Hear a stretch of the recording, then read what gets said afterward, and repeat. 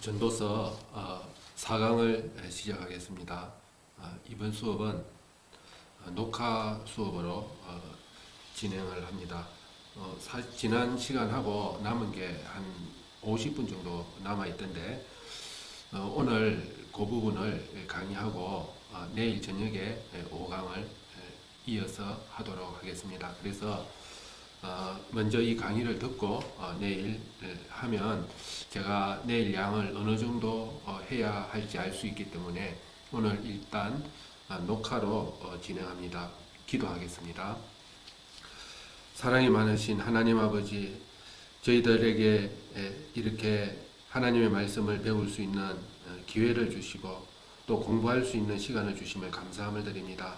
이 모든 시간들을 통하여서 저희들 연습되어지고 훈련되어지며 세상을 바로 볼 줄 알고 자기를 바로 보며 하나님을 바로 볼 수 있는 이런 지혜와 지식을 배우는 저희들 되게 하여 주시고, 이 악한 세상 속에서 어떻게 기쁨을 가지고 살아갈 수 있는지 배울 수 있는 귀한 기회가 되게 하옵소서. 이 시간도 함께 하옵시고 저희들의 어두운 눈을 열어주시기를 원하옵고 예수님의 이름으로 기도드립니다. 아멘. 그러면 이어서 바로 수업에 들어가겠습니다. 우리는 전도서를 공부하면서 여기까지 잘 따라온 학생들은 속으로 약간 놀랐을 것이라고 생각되어집니다. 가르치는 저도 이전에 생각하지 못했던 전도서의 부분들을 여러분들과 함께 배워가면서 깜짝 놀랐습니다. 이때까지 알기로는 전도서는 회의주의, 또 세상을 비관하고 또 세상에게 염증을 느끼는 염세주의의 그 회색 톤으로 칠해진 책인 줄 알았는데, 우리가 지난 마지막 시간에도 보았듯이 인생의 참된 기쁨을 이 전도서 저자가 이야기하고 있고, 또 지혜와 지식을 추구하는 긍정적인 색채가 훨씬 강하다라는 데에서 상당히 놀랐습니다.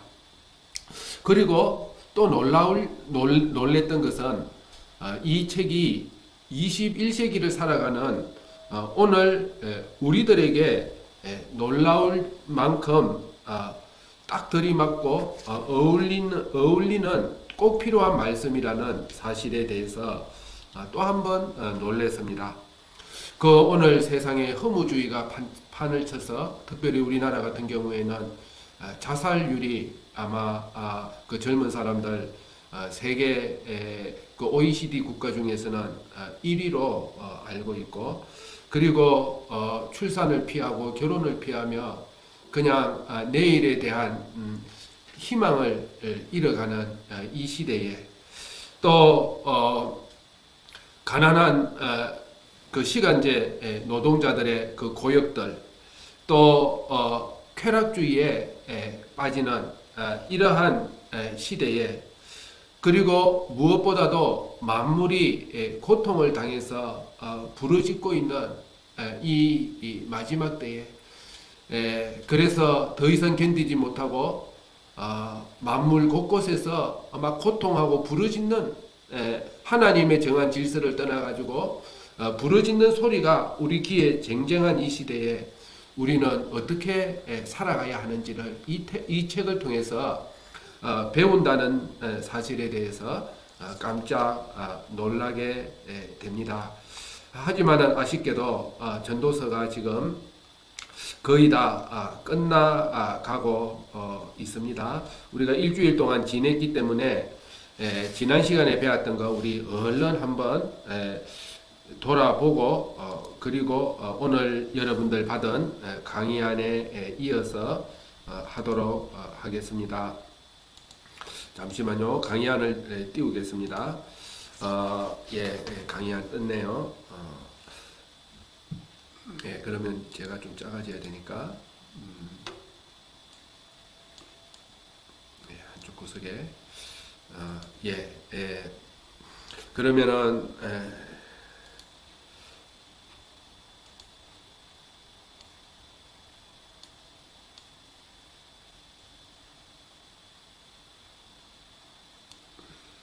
예.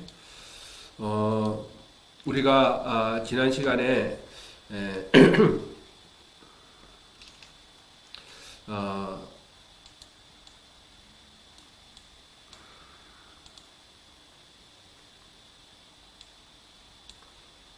예.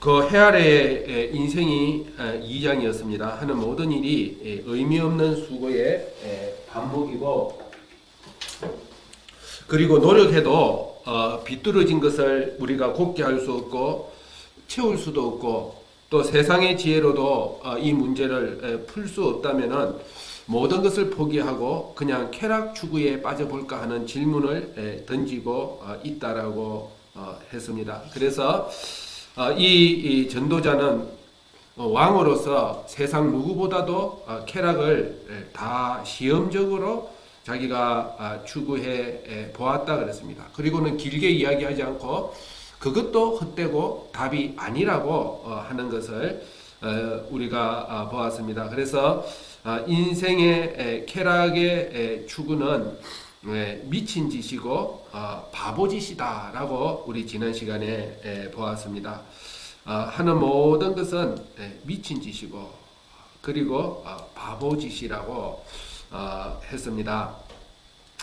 이 단어만큼 오늘날 우리가 살고 있는 세상을 잘 나타내는 단어도 없다라고 보입니다. 오늘 이 미친 세상에 또 이 어리석은 바보짓을 하고 있는 이러한 때를 우리가 살고 있다라고 했습니다. 그래서 기쁨과 만족을 주는 모든 것을 다 해보았지만은 성취와 함께 얻었다 싶은데 사라져 버렸다 했습니다. 그것이 꼭 무엇과 같다 그랬죠? 바람을 잡으려고 하는 것과 같다 그랬습니다. 그래서 하루 종일 내 자신이 바람을 잡으려고 그렇게 노력하고 힘쓴다면 사람들이 미치갱이라고 생각하든지 아니면 바보라고 생각하든지 둘 중에 하나인데, 세상에 있는 그 어떤 기쁨도 또 세상에 있는 그 모든 것을 잡으려고 할 때 술이든지 아니면 검은 좋은 것을 사든지 또는 처첩을 구해서 그 육체의 쾌락을 추구하는 그 모든 것은 다 그것이 얻는 것 같은데 얻은 순간에 꼭 바람을 잡는 것처럼 내 손에서 다 빠져 나가버리고 말더라라고 했습니다. 그리고 그 밑에 쭉 보니까 그러므로 세상에 사는 것을 한탄하는데, 그 다음에 이야기하는 것은 그렇다면 후세대에 내 세대가 허무하면 후세대의 유산이라도 남겨줘 볼까라고 했습니다. 하지만 후세대에 남겨주는 그것은 도리어 그 사람에게 수고하지 아니한 자에게 남겨주는 것은 도리어 큰 해가 되는 것이라고 했습니다. 그리고는 마지막에 결론으로 24절부터는 반전이 이루어진다 했습니다. 1장부터 여기까지는 계속 허무한 이야기만 했는데 무언가 어렴풋이 여기에서 희망을 노래하고 있고, 회색 가운데에서 멀리서 불빛이 뭔가 보여지기 시작한다라고 했습니다. 그래서 여기서부터는 진지하게 언급되지 않는 하나님이 등장하기 시작하고 또 다른 지혜를 이야기하고 있다라고 합니다. 24절에 보면 사람이 먹고 마시며 수고하는 가운데 심령으로 낙을 누리게 하는 것, 이게 소박한 인생의 즐거움이고 욕심을 버린 자만이 맛볼 수 있다라고 지난 시간에 이야기했습니다. 그래서 신약 성경에도 우리가 세상에 아무것도 가지고 온 것이 없는데 다만 우리가 먹을 것과 입을 것이 있은 줄 족한 줄로 알 것이며, 사람이 부하려고 하다가 시험과 올무와 여러 가지 어리석고 해로운 정욕에 떨어지게 된다라고 했습니다. 그래서 사람이 그 하나님이 주신 일용할 양식을 붙들고 감사하는 것, 또 하나는 날마다의 적당한 수고가 있는 것, 수고할 수 있고 할 일이 있고 노동의 그 가치를 이야기한다라고 말씀을 했습니다. 그래서 사람이 범죄한 인간에게 일은 노동은 피할 수 없는 저주가 되지만은 또한 범죄한 인간이 일함으로써 죄에 빠지지 않고 거기에서 사람이 그 일들을 통하여서 이 땅에 낙을 누리게 되는 것이라고 했습니다. 그래서 하나님은 그 기뻐하시는 자에게 이 소박한 낙을 넘어서 이게 전부라면 역시 허물을 벗어날 수 없다고 했습니다. 그 속에 우리가 세 가지를 얻게 된다 그랬죠. 무엇이었죠? 기억납니까? 예, 참된 지혜, 그 다음에 참된 지식, 그 다음에 참된 낙, 기쁨을 그 안에 준다 했습니다. 그래서 이 전도서 저자는 지혜와 지식과 기쁨, 요 세 가지를 추구하고 있습니다. 이 세상에서 하나님이 기뻐하시는 사람은 이 허무해 보이는 이 헛된 세상 속에 겸허하게 하나님의 주신 그 소박한 삶을 살아가며 자기가 하나님께 모든 것을 다 맡기고 걸어갈 때 참된 낙을, 기쁨을 발견할 수 있고 참된 이 세상의 그 수고 속에 지혜와 지식을 얻게 되는 것입니다. 하나님은 우리를 이 땅에 아무런 목적도 없이 그냥 둔 것이 아니라 이것을 통하여 우리가 점점 지혜로워지고 지식을 얻고 그리고 참된 낙과 기쁨을 누리게 하기 위해서 이 땅에 보내신 것입니다. 그 증거로 우리 사람이 하나님이 사람을 처음 지었을 때에 에덴 동산에 두셨는데 에덴의 의미가 지난 시간에 무엇이라고 했지요? 에덴의 의미는 기쁨이라 그랬죠. 기쁨의 동산. 그게 하나님께서 그 동산을 창설하신 목적이요, 사람을 거기 두신 목적이요, 사람이 그곳에 있으므로 참된 낙을 누리고 또한 그 사람을 통하여 하나님도 기쁨을 얻고 만물도 함께 기뻐하는 참된 기쁨의 동산이 에덴 동산이었고 이 동산을 언젠가 이 참된 기쁨을 하나님은 회복하실 것입니다. 그래서 회복된 세상의 마지막 그림은 이러한 에덴 동산의 기쁨을 그리고 있더라라고 말씀했습니다. 또한 초대교회도 이러한 기쁨이 넘쳤고 인생은 하나님께서 이 땅에서 고초와 눈물과 아픔과 괴로움으로 끝나도록 만드는 것이 하나님의 목표가 아니라고 했습니다. 하나님의 목표는 기쁨이요, 참된 만족이요, 안식이요. 안식이란 말은 우리 지난 학기에 배웠던 제사장의 축복에서 마지막 그 축복의 결론이 평강을 주시기를 원하노라 했는데 그게 에덴 동산의 안식으로 돌아간다고 그렇게 설명을 했던 적이 있습니다. 그래서 우리는 하나님의 목표는 그거였고 예수님이 이 땅에 오셔서 십자가의 걸음을 걸어가셨지만은 그 십자가 속에 실제로는 주님이 마지 못해서 고역과 고난과 아픔만 있었던 것이 아니고 그 속에 정말 십자가 속에 있었던 참된 기쁨은 당한 자만 아는 비밀이요, 그 십자가를 저본 이만 겪을 수 있는, 체험할 수 있는 참된 기쁨이 그 속에 있었고 이 세상에 와서 누가 기쁨을 가장 많이 보고 갔을까? 우리 예수님이실 것입니다.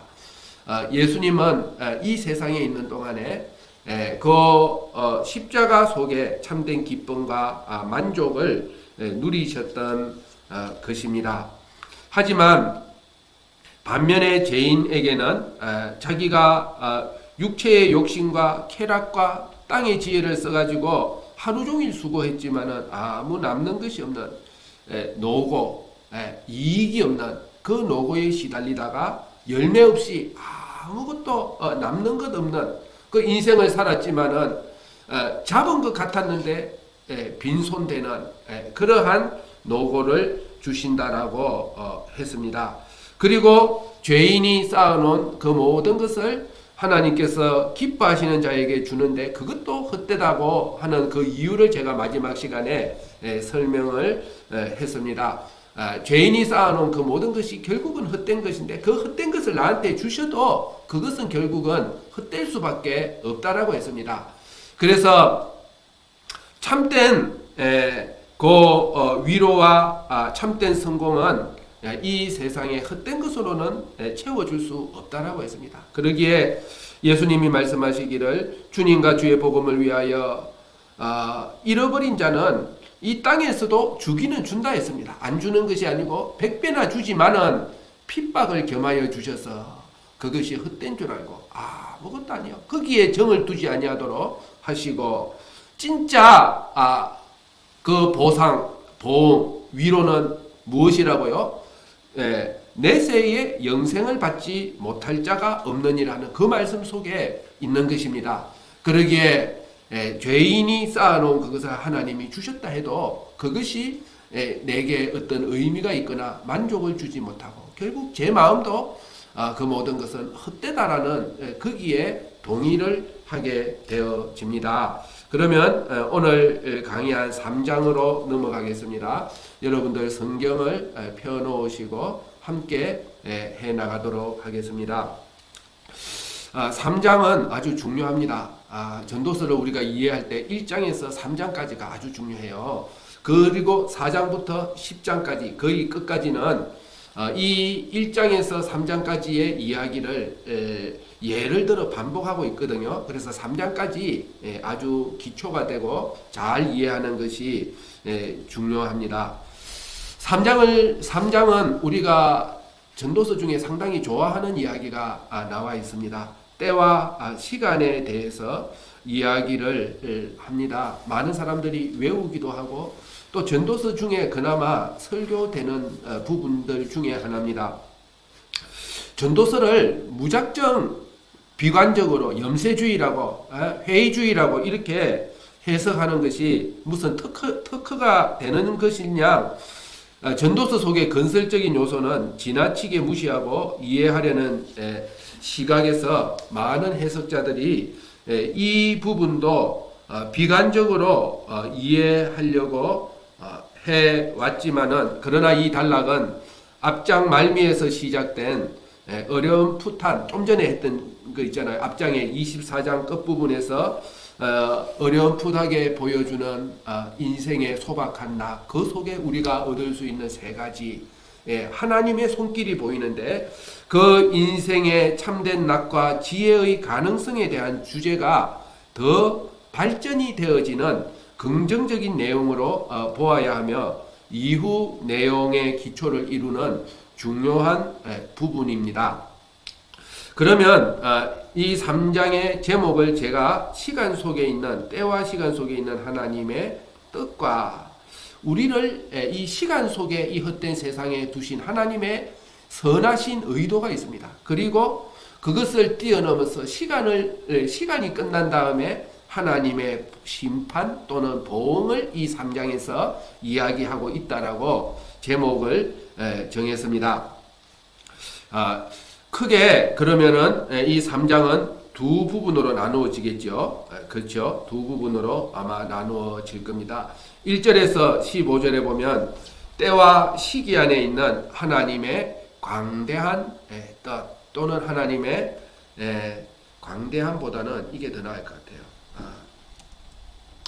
선하신 뜻. 1절에는 성경을 여러분들 펴주시기를 바랍니다. 성경을 펴고 따라오셔야 여러분들이 이 본문을 잘 이해할 수 있을 것입니다. 이왕 시간을 내가지고 공부하는데 조금 더 집중하고 배우기를 원하고 소원하고 하면 여러분들이 훨씬 더 많은 것을 얻어갈 수 있습니다. 그냥 적당하게 넘어가면 그냥 흘러 떠내려가 버리고 또 한 번의 시간을 보내어 버리게 되는 것입니다. 성경을 펴시고요. 3장 1절입니다. 전도서 3장 1절.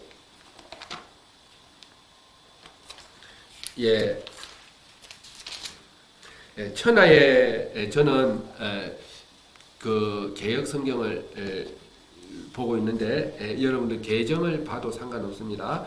천하의 범사가 기한이 있고 모든 목적이 이룰 때가 있다 했습니다. 여기서 중요한 것은 기한을 이야기하는 것입니다. 천하의 범사가 모든 일이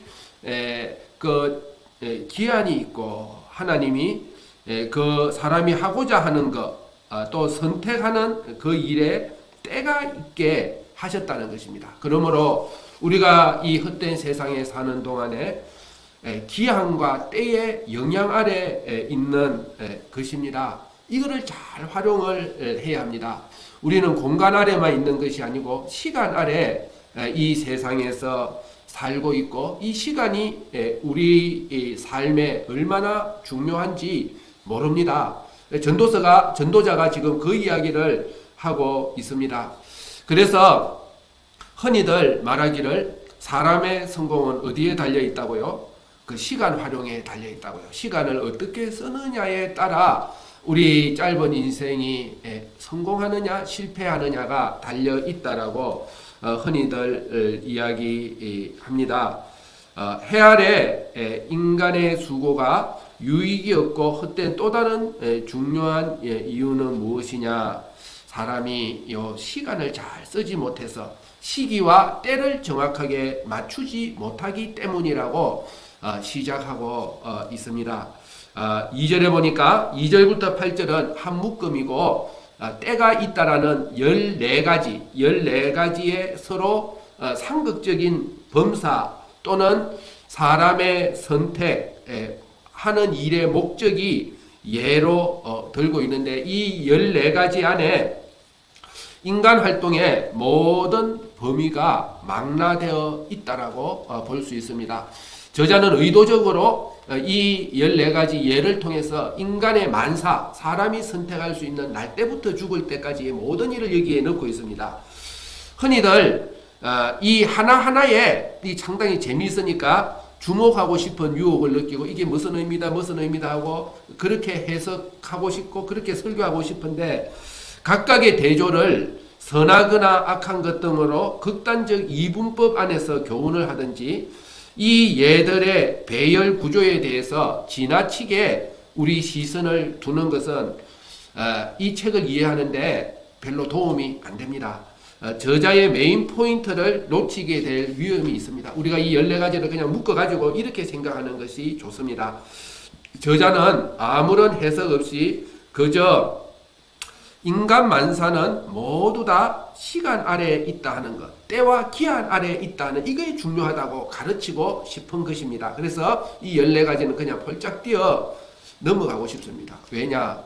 시간이 없거든요. 지금 저와 여러분들이 이 전도서를 더 양은 많은데 더 같이 공부할 시간이 그렇게 많지 않습니다. 역시나 우리가 시간의 지배 아래에 있다는 것을 알 수가 있습니다. 처음에 제가 전도서를 이번 계절학교에 맡을 때에는 지난 계절학교와는 달리 욥기는 양이 많았는데 전도서는 충분히 다 할 수 있겠다 싶었는데 생각과는 달리 시간이 훌쭉 지나갔습니다. 그러면 이 14가지를 그래도 한번 훑어는 보고 지나가도록 합시다. 맨 처음에 여러분들 우리 성경에 보니까요. 날 때가 있고 죽을 때가 있다라고 하고 있습니다. 여기서 정확하게 말하면 날 때가 아니고 능동형으로 사람이 날 때가 아니고 낳을 때입니다. 그 자식을 낳을 때, 그 생명을 줄 때 뭐 그런 의미입니다. 그래서 이것은 가장 근본적인 인생사를 다루고 있다라고 보여지고요. 그 다음에 건설과 파괴를 통해 이루는 모든 인간 활동을 말하고 있습니다. 심을 때, 뽑을 때, 죽일 때, 치료할 때, 헐고 세울 때. 그 다음 거는 인생사 속의 모든 감정들의 이야기를 합니다. 사실 우리 인생사에 중요한 게 감정이죠. 감정입니다. 사람이 지나놓고 나면 남는 것은 그 감정의 반응의 일들이 기억 속에 거의 남을 겁니다. 내가 울었던 일, 그 다음에 웃었던 일, 화를 냈던 일, 그 다음에 기뻐가지고 춤췄던 일, 그 모든 거 막 좋아하고 기뻐했던 거, 그것도 때가 있다는 것입니다. 그 다음에 관계 속에 일어나는 인생사입니다. 인생에 일어나는 모든 일 중에 가장 중요한 것이 관계요. 하나님과의 관계, 또 사람과의 관계, 남편이나 아내와의 관계, 부모와의 관계, 자식과 친구와 이웃과 동료와의 관계인데, 여기서 관계를 이야기하므로 인생사를 이야기합니다. 보통은 이때까지요, 이 두 쌍이 이렇게 비슷한 거거든요. 심을 때, 뽑을 때, 죽일 때, 치료할 때. 그런데 여기서 안을 때, 멀리 할 때에는 사람을 가까이 할 때, 또 사람을 멀리 할 때, 또 사람을 포용하고 품어줄 때, 또는 사람을 사랑할 때, 뭐 그런 의미가 있겠고, 그 앞에 있는 돌을 던질 때와 거둘 때는 이게 의미가 상당히 불분명합니다. 이해하기가 어렵습니다. 그래서 여기서 가장 어려운 비유로 보고 있는데, 어떤 사람은 이게 장사할 때 돌을 넣고 빼고인가, 또는 전쟁을 할 때 밭에다가 돌을 던져서, 또는 농사를 지으려고 돌을 제거한다, 뭐 그런 의미인가, 아니면 그 뒤에 내용가 볼 때 이 사랑한다는 표현이다, 뭐 그렇게도 보기도 합니다. 무슨 의미인지는 잘 모르지만 어쨌든 그 인간과의 관계를 의미한다, 이렇게 이해를 하면 되겠습니다. 그리고 그 밑에 인생사 속의 물질 문제가 중요하죠. 그것을 다루고 있습니다. 찾을 때와 잃을 때, 또 지킬 때와 버릴 때, 그 다음에 유지 보수와 관련된 인간사를 마지막으로 이야기합니다. 그래서 찢어버릴 때, 그 다음에 꿰맬 때, 잠잠할 때, 잠잠함으로 그 관계가 유지가 되고, 말을 하고, 또 사랑할 때, 미워할 때, 전쟁할 때, 평화할 때, 그 모든 이 모든 게 우리가 너무 하나하나 낱개에 집중하지 말라 그랬죠. 그 모든 인간이 결정하는 모든 일은 다 시간 아래 있고, 그리고 때와 기한이 중요하다는 것. 거기에서 우리가 때로는 의미 있고 때로는 무의미하게 됩니다. 뭐에 따라서요? 똑같은 일이지만은 여기서 그 14가지 일에 가치 판단을 두는 건 아닙니다. 여기서 말하고자 하는 것은 이 모든 일이 시간에 따라서 가치 있기도 하고 가치 없기도 하고 선해지기도 하고 악한 일이 되기도 합니다. 똑같은 일인데 그걸 이야기하는 것입니다. 그래서 해 아래의 모든 일이나 선택은 인간 마음대로 되지 않습니다. 왜냐? 시간이 흘러가 버리기 때문이고 때가 지나가 버리기 때문입니다. 우물쭈물하는 사이에 어느새 해는 넘어갔고 오늘 해야 할 일은 다 못하고, 우리 그런 참 경험을 많이 합니다. 그게 자꾸 쌓이면 인생에 해야 할 일을 다 못하고 넘기게 되고, 그리고 점점 나이가 들어갈수록 내가 선택할 수 있는 내 자유가, 내가 할 수 있는 일의 그 폭은 점점 줄어들고, 인간관계의 폭도 줄어들고, 물질관계의 폭도 줄어들고, 내가 선택할 수 있는 그런 일들은 점점 막다른 골목에 몰리게 되는 것을 우리가 느끼게 됩니다. 그리고 아무리 유익되고 선한 선택이라도 때가 맞지 않으면 효과가 없고 오히려 역효과, 해가 되기도 합니다. 그러기에 해 아래의 삶은 때와 기한이라는 이 시간 속에 그 노고는 더욱 무겁기도 하고 허무하게 느껴집니다. 그런데 이게 말하고자 하는 전부는 아닙니다. 더 중요한 것을, 요것을 전도자가 이야기를 하고요. 전도자는 제가 이야기했잖아요. 직설적이라고요. 그걸 이야기하고 싶은 게 아니에요. 바로 이어서 반전을 해가지고 진짜 중요한 것을 이 11절부터 이야기를 하고 있습니다. 반전이 일어나는 것입니다. 11절에 보니까 2장에서도 24절부터 반전이 시작되었잖아요. 여기서도 노골적으로 반전의 이야기를 하고 있습니다. 해 아래의 인생이 때와 기한의 지배 아래 있게 하신 것은 그게 하나님의 창조시부터 하나님의 의도였습니다. 하나님이 그렇게 했습니다. 시간이라는 것을 지으셨고 창세기 1장 14절에 보면 그 무슨 말씀이 나와 있죠? 하나님께서 큰 광명, 작은 광명으로 일자와 연한을 이루게 하셨다라고 그렇게 말씀하고 있습니다. 일, 달, 월, 연은 사람이 그 관찰을 해가지고 달력을 만든 게 아니고 창조시부터 하나님은 하루가 지나가고 일주일이 지나가고 그리고 한 달이 지나가고 그리고 1년이 지나가는 이 속에 우리 인간을 두셨습니다. 그게 의미가 있는 것입니다. 그냥 쭉 같은 날만 반복되도록 하시지 아니하시고 이제는 2022년이 시작되게 하시고 그리고 겨울이 가게 하시고 봄이 오게 하시고 우리가 인생사가 그 안에 살게 하셨고 하나님이 그렇게 하신 것은 어떻다고요? 아름답다고요. 아름답게 하신 것입니다. 여기서 아름답다는 것은요. 아름답다는 것은 무슨 뜻이냐? 아름답다는 선하고 좋다 이런 의미입니다. 여러분들 거기 강의 안에 적어 놓으시기를 바랍니다. 선하고 좋다라는 의미고 창세기 1장에 보면 하나님의 보시기에 아름다웠더라 좋았더라 창조할 때마다 말씀하시는데 모든 걸 창조할 때마다 그 말씀하신 것은 아니에요. 창세기 1장에 보면 그 말을 했을 때가 있어요. 그 말을 했을 때는 언제 그렇게 말씀하셨느냐? 하나님의 보시기에 좋았던 이유는 그게 다 인간과 관련이 되어 있을 때였습니다.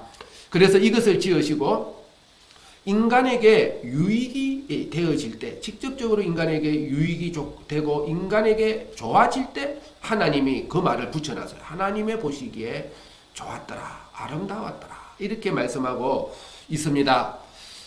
하나님이 우리 인생을 지으시고 창조하시고 이 땅 아래에 살게 하시고 가장 큰 선물 중에 하나는 시간이고 세월이 흘러간다는 것이고 그리고 일자와 달과 또 연한을 우리에게 주셔서 그 안에서 때가 있고 기한이 있고 그리고 그것이 지나가 버리게 해버리는 그것이 하나님이 보시기에 우리 인간에게 뭐 했더라고요? 아름다웠더라고요. 다른 말로 하면 무엇이라고요? 선하고 좋았더라는 것입니다. 인간에게 주신 가장 큰 선물 중에 하나일 것입니다. 사람은 그것을 이해하지 못하고 내가 늙어가서 슬프다고 얼굴이 쭈글쭈글해지고 어쨌든 세월이 흘러가는 것을 슬프게 여기고 아쉽게 여기지만은 그게 하나님께서 우리에게 주신 가장 큰 선물임을 알아야 합니다. 전도자는 우리에게 이 인생이 허무한 인생이 우리가 때와 기한 속에 언제든지 기회가 있는 것이 아니고 기회는 지나가고 때와 기한 속에 우리를 두시고 그 시간이 빨리 지나가게 하시는 이것이 하나님이 아름답게 하신 것이고 우리 인생에게 가장 큰 유익이라는 것을 하나님 보시기에 선하고 좋은 것입니다. 때와 기한 속에 우리 사람은 그 변화의 가능성이 있습니다. 이 시간이 흘러감으로 세상에 있는 모든 것은 변하고 또 바뀌고 심지어 사람도 다 바뀝니다. 안 바뀌는 사람이 아무도 없어요.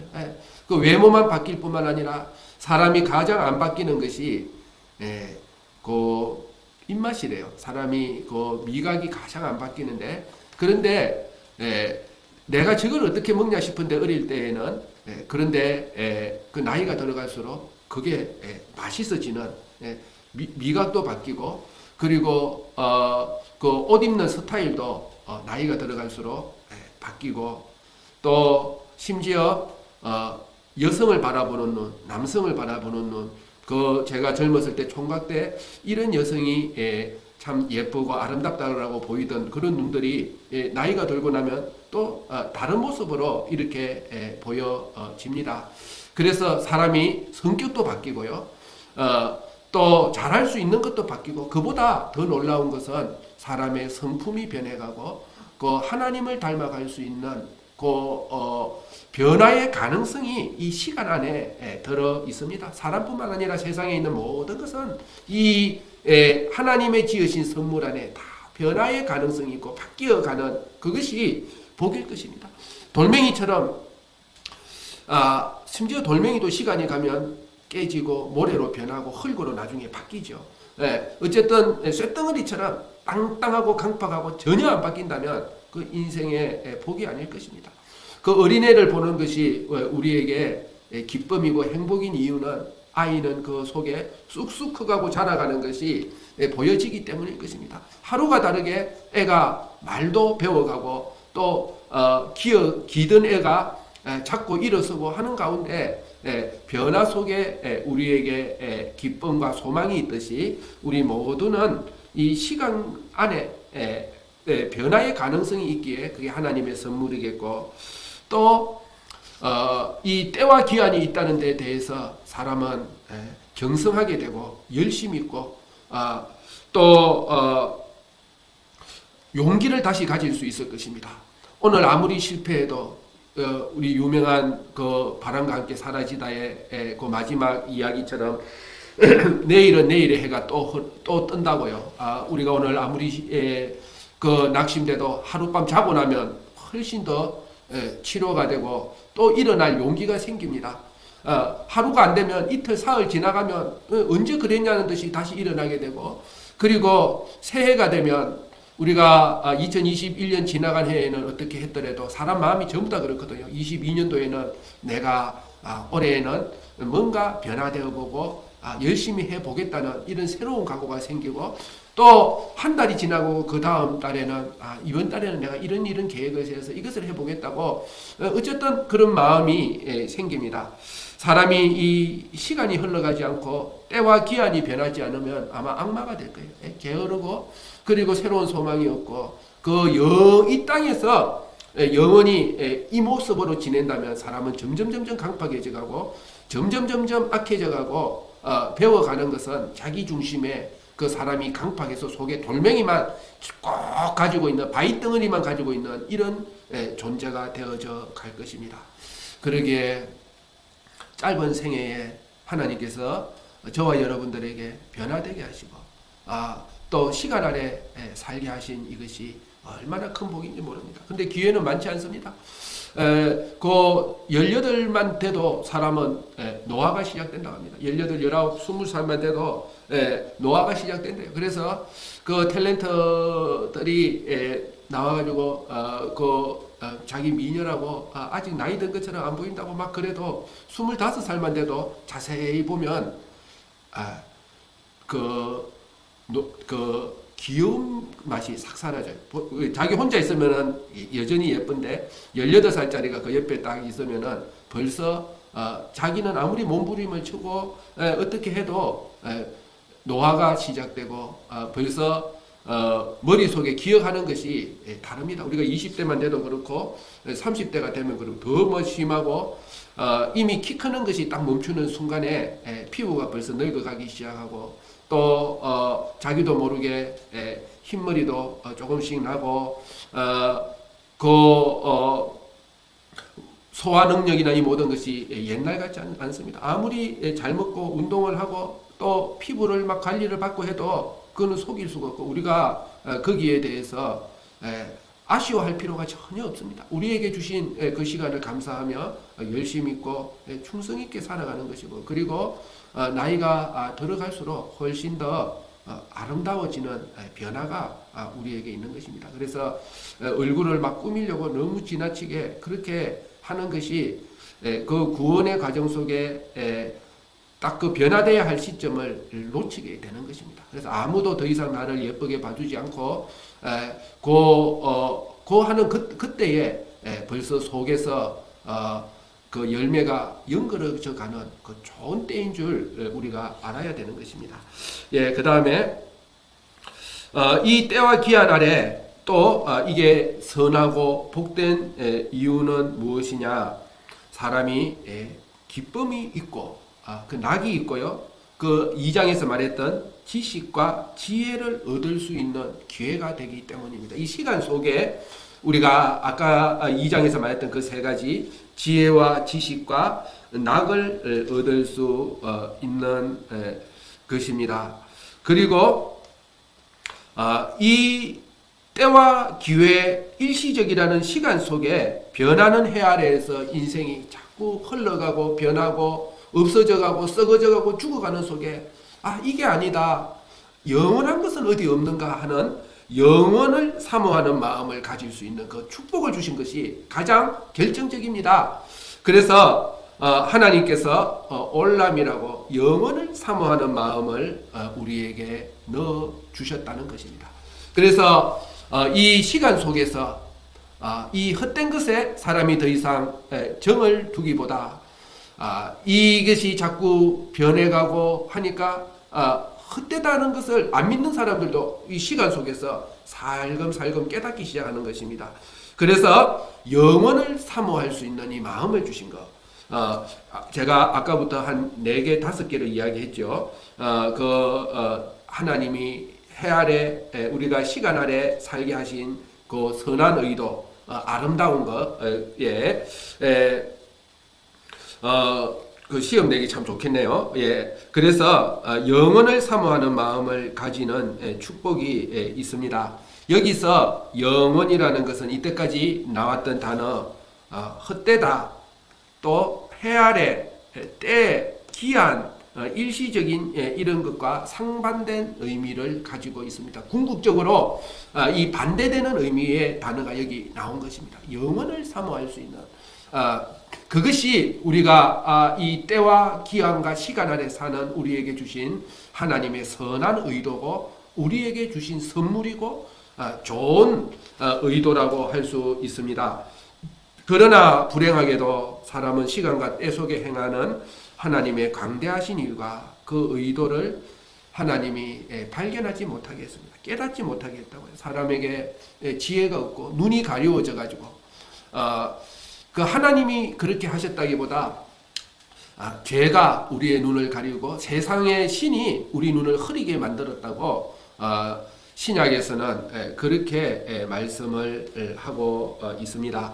그래서 우리는 흘러가는 이 시간 속에 시간을 잘 활용하는 방법은 기회가 왔을 때에 그 기회를 놓치지 않고 얼른 잡는 것이 그 시간을 잘 활용하는 것일 것입니다. 그래서 기회라는 놈은 이런 말이 있잖아요. 어떻게 생겼느냐? 꼬리는 미끌미끌하게 그 비늘처럼 그렇게 생겼고 머리는 그 머리털이 긴 그렇게 놈이 생겼답니다. 그래서 기회는 왔을 때 머리채를 잡아채야지 꼬리를 잡으려고 하면 기회는 놓친다고 합니다. 그러면 12절에 시간 아래의 일시적인 인생의 삶 안에 영원한 뜻이 있기에 전도자는 2가지를 자기가 안다라고 했습니다. 이 해 아래의 삶은 빨리 일시적이고 기회가 있고 때가 있고 지나가 버리고 그런데 하나님이 영원을 두셨는데 이 하나님의 선한 뜻이 영원을 잇대고 영원을 생각하고 영원을 깨닫게 하는 그것이 하나님의 뜻인데 그렇다면 우리는 어떻게 해야 되는가? 자기가 2가지를 알게 되었답니다. 첫 번째는 그 시간 안에 사는 이 헛된 인생에게 주어진 최선의 길이 무엇인지 알게 되었다는 것입니다. 그럼 우리는 어떻게 살아야 되는가? 때와 기한이 있고 시간이 지나가고 영원을 깨닫게 하는 영원이 있다는 것을 하나님이 보여주시는데 우리는 어떻게 사는 것이 최선의 길인가 하는 것입니다. 2가지라고 이야기하고 있는데 여러분들 성경 본문에 보면요. 하나는 선을 행하는 것, 선을 행하는 것이 해야 할 일이고 두 번째는 소박한 낙을 누리는 이것이 이 2가지가 우리 인생이 할 수 있는 일이라고 이렇게 이야기를 합니다. 시간 속에 모든 노고가 일시적이고 헛되지만은 여러분들 본문에 보니까요. 3장 12절에 11절이죠. 사람이 사는 동안에 기뻐하며 선을 행하는 것보다 나은 것이 없는 줄을 내가 알았고, 이게 베스트라고요. 우리가 갈 수 있는 최선의 길이고 최고의 길이라고요. 우리가 이 짧은 이 세상에서 모든 다른 것은 일시적이고 헛되고 지나가 버리지만은 인생 속에 기뻐하고 선을 행하는 것이 가장 좋다라고 이야기를 하고 있습니다. 그래서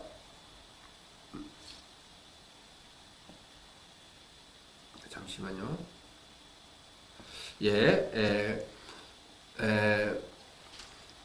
여기서 이거는 행하다고 아사고요. 토버는 굿이고 좋다고, 이거는 그의 삶 속에서라는 뜻입니다.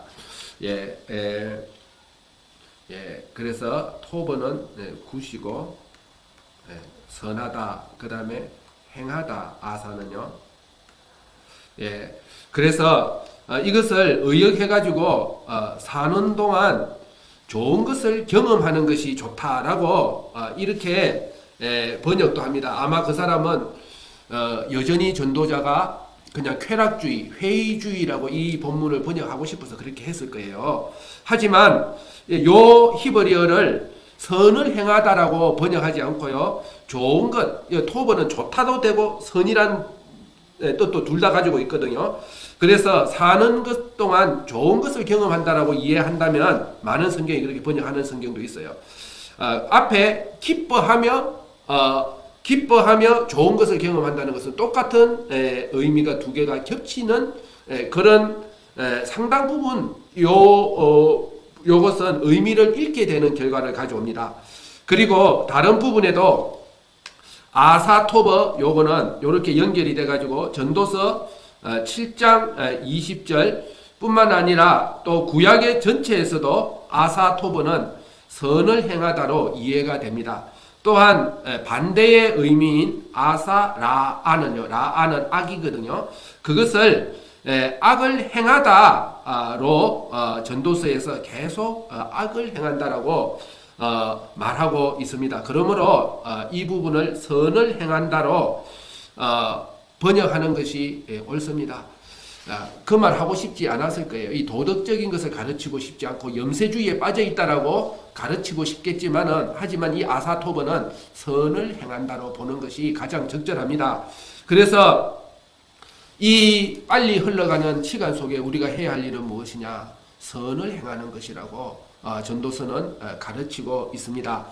선을 행한다는 그 자체가 이미 영원을 염두한 행위입니다. 사람이 영원을 생각하지 못할 때 하나님 앞에서가 아니면 선을 행할 수 없고, 여기 선이라는 말 자체가 이미 사람이 하나님 중심이라는 것을 의미합니다. 하나님의 심판과 보상을 염두에 두지 않는 한은 사람이 이 땅에서 선을 행할 수가 없는 것입니다. 그러기에 그 선은 하나님의 보상이 있고 심판이 있기에 억지가 아닌 기쁨으로 그 선을 행하는 것입니다. 여기 본문에 그랬잖아요. 사람이 기뻐하며 선을 행하는 것이 베스트 웨이라고요. 최고라고요. 그래서 반면에 해 아래 일시적인 것만 보면 헛된 노고와 허무한 육체의 쾌락 추구에 사람은 빠지게 되어지는 것입니다. 선을 행할 수가 없고, 자기 중심이 악인데 자기만을 위해서, 자기 몸만을 위하여 사람이 앉아 있으면 눕게 되고, 눕게 되면 잠들게 되고, 더 맛있는 거, 더 좋은 거 하는 이 쾌락주의와 헛된 수고에 빠져들어서 실패할 수밖에 없는 것입니다. 이 전념이보다 빠지게 된다는 단어가 훨씬 좋습니다. 쾌락 추구는 뭐 전념하겠어요? 빠지는 거지. 그리고 일용할 양식과 정당한 노동으로 인한 소박한 낙을 누리는 것이 잠시 땅에서의 삶에서 누리는 하나님의 선물이 되어진다는 것입니다. 그 이상 이 시간 아래, 해 아래 더 기대할 것은 없다는 것입니다. 둘째로 알게 되는 것은, 시간이 조금 넘어간 것은 내일 강의를 그만큼 제가 계산해서 짧게 줄이겠습니다. 그 시간 속에 행하시는 하나님의 일을 알게 되었다는 것입니다. 이 헛된 세상 속에 하나님께서는 일하시는데 하나님이 보고만 계시는 것이 아니라 하나님의 하시는 일이 있다는 것입니다. 해 아래의 인간 만사는 시간과 때의 지배 아래에서 일시적이지만은 그 안에서 하나님의 하시는 일은 영원히 남는다는 것입니다. 영원과 관련이 되어 있는 일을 하나님께서 하시고 그러기에 헛되지 않습니다. 두 번째는 하나님이 하시는 일은 완전합니다. 본문에 보면 14절에 더하거나 더할 수도 없고 덜할 수도 없다 했습니다. 하나님이 하시는 일은 더하질 필요도 없고 덜할 필요도 없습니다. 1장 15절에 보면 인간이 하는 일이 헛된 이유는 여러분들 다시 1장 15절로 돌아가 보시면 해 아래 하는 모든 일이 굽은 것과 부족한 것밖에 없다라고 했습니다. 우리 다음 주에 시험 칠 때 딱 나오게 되어 있습니다. 그래서 사람이 해 아래 하는 일은 다 굽고 부족. 그때 왜 그렇다 그랬죠?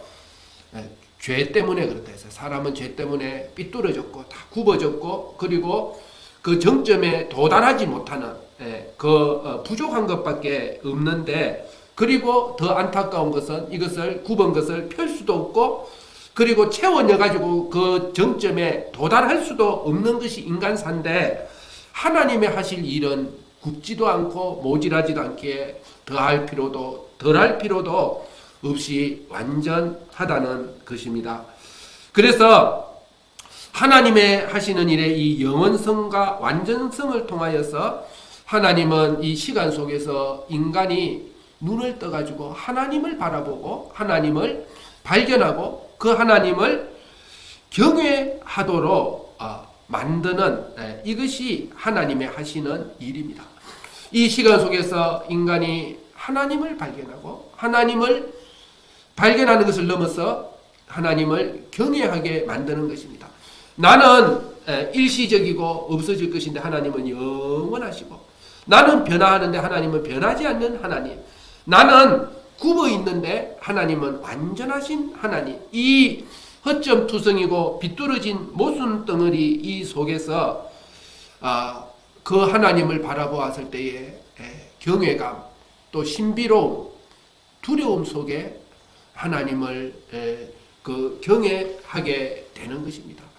이 미약하고 아무것도 아닌 먼지 같은 존재가 그 완전하시고 그 온전하시며 영원하신 하나님 앞에 섰을 때에 그 헛된 존재로서의 가지는 그 두려움 동시에 이 경외감은 또 어디서 왔을까? 두 번째는요, 이 경외감은